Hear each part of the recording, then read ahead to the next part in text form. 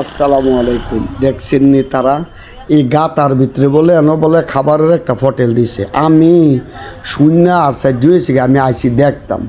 আচ্ছা, এই গাতাটার ভিতরে মানুষ যাইব ডরে, আবার কইলাম বলে কি জানি দেখে লই, আসলে মানুষ যায়নি। এই গাতার ভিতরে হোটেল দিতে তো আমি আর দেখছি না। এও ভালো রেস্টুরেন্ট, ভালো খাবারের ব্যবস্থা বলে আছে। ওরে বাবুরে, এমনি মানুষ কারি আরে কিরে গাতার ভিতরে। আরে বুঝছি এখন শীত করতো না, এর লাগে তারা আইছে, কারণ নিচে তো শীত লাগতো না। তারা কি একটা বুদ্ধি করছে দেখছেন নি, কেমন জায়গাটা আমাদের রেস্টুরেন্ট দিছে খাইছে। আরে মানুষ অবশ্যই এন মনে হয় খানার মান বালা, নাহলে এত মানুষ এত রাত্রে।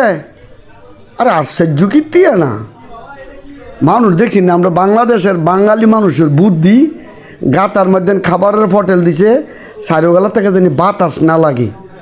আবার গরমের কাল আইলে এটা এসিও লাগতো না, কারণ এটা মাটির নিচে খাবারের হোটেল। আশ্চর্য কীর্তি। আরে মানুষ দেখছি নি কেমন আইসে। আরে এই লোকটার তো চিনি আমি, এটা হানিফ ভাই। আরে কি এবারে বুঝ মাগো, আরে কি সুন্দর করছে দেখছেন নি। আদুয়ার জায়গাটা অনেক সুন্দর। আই রে আল্লাহ, কি সুন্দর করছে দেখছো নি। গাতার ভিতরে খাবারের হোটেল। আশ্চর্য, আমার তো জীবনে দেখছি না। ওই ভিডিও ছবি তুলতেছে, ওই যে সুন্দর দেখছে গাতার মাধ্যম হোটেল এই জিনিসটা। আরে কিরি মানুষ দেখছি নি, খানা যেন বানায় কত সুন্দর। আরে মাটির নিচে এত সুন্দর হোটেল, কোম্পানিগঞ্জ বাজার।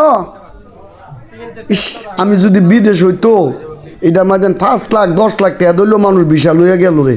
কারণ দেখতে সুন্দর, খাবারের মান ভালা, আবার ডিজাইনটা কি একটা ডেকোরেশন করছে মাটির নিচে। এই হোটেলে যদি মানুষ বিশাল হইয়া বাংলাদেশতে যাইতো, পইলে ফোন দিল, আব্বা আমার কি জায়গা পাঠাইছো, যে সুন্দর